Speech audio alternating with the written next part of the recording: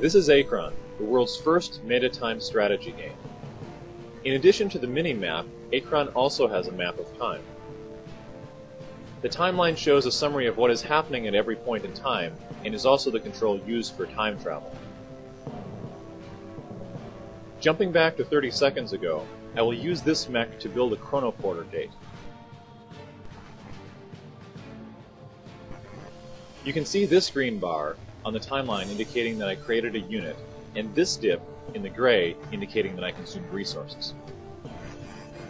Going back to the present, I see that the chronoporter gate does not yet exist.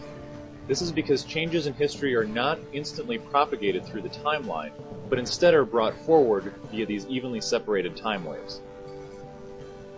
When a time wave moves forward, it takes with it any changes to the timeline. Now when this time wave comes through to the present, as you can see by the blurred movement and flash, the chronoporter gate is now here. The bars representing the events in the timeline show the magnitude of the event. If I quickly create 3 mechs in this factory, the bars will scale to the proper size.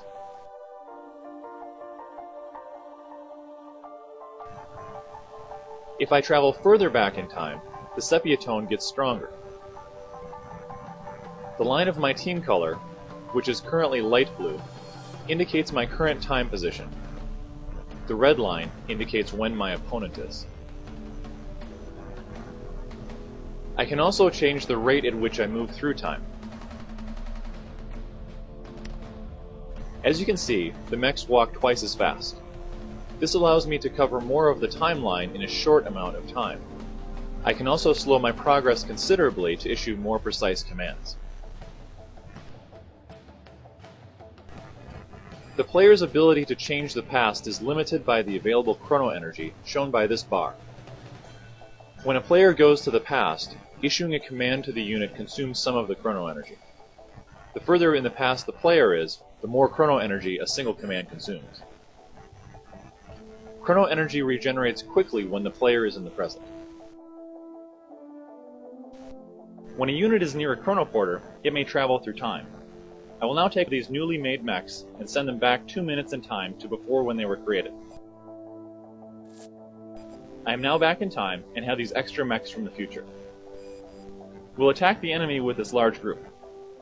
I can set them to all follow one commander so that I can control them all from this one unit.